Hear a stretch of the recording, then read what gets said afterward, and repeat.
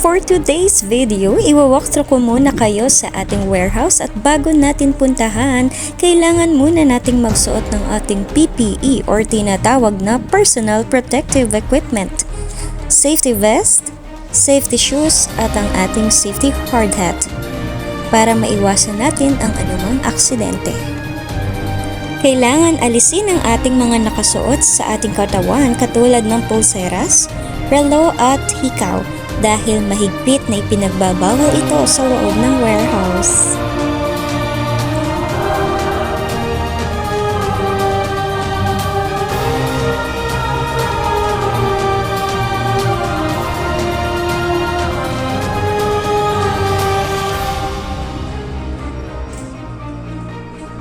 Ito na nga, lalakad na tayo pababa para makarating na tayo sa warehouse.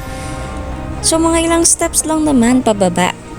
Malalakaran natin yung mga ilang steps. So bago natin marating yung ating warehouse sa baba, kailangan mo natin gumamit ng ating hagdan.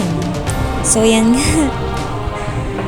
Dahan-dahan lang ako bumababa kasi medyo naiilang ako sa aking hard hat. At ito na yung hallway papunta dun sa warehouse na nandito nagpapakita yung alam niyo na kung sino. So sa gabi meron diyang something na alam niyo na medyo natatakot ako kasi mag-isa lang ako dyan habang bumababa. Sobrang tahimik lang yung paligid. So ito na nga, meron pang ulit na hagdan pababa. So watch your step kasi baka madulas kayo kahit marami yung caution tape. So dahan-dahan lang tayo sa ating pagbaba para maiwasan ang ating pagkadulas. Alam niyo na. So ayan, malapit na tayo. Ilang step na lang, makakarating na tayo sa ating warehouse. So may pedestrian lane. So nandito na tayo sa warehouse, sa loob ng warehouse. My God. So dito, almost sobrang init sa loob. Pero katamtaman lang kapag kaya mo yung hat. Kaya nga eh. Alawat pa din eh. So pupunta tayo sa ating oh my God. O diba? Napakalaki ng warehouse. Wow. Amazing.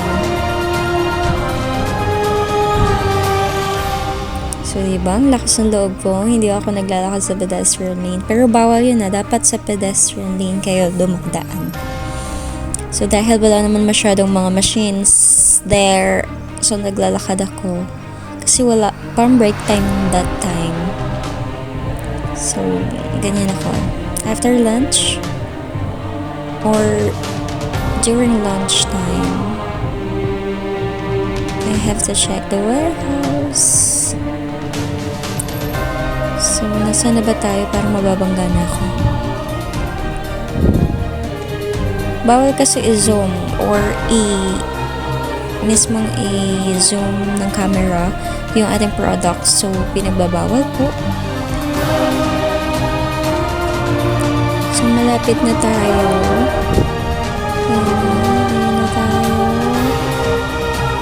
Kunting lakad pa. Nakaka 40 steps na ako. So, we are here na. So, nandito na tayo sa ating area. Merry Christmas! How are you there? Bakit wala kayong mga safety vest? Ayan si Kuya Louie. Hello, Sir Louie. At si Kuya JR. Hello. So, ayan. Binulaga ko lang naman sila dyan. So,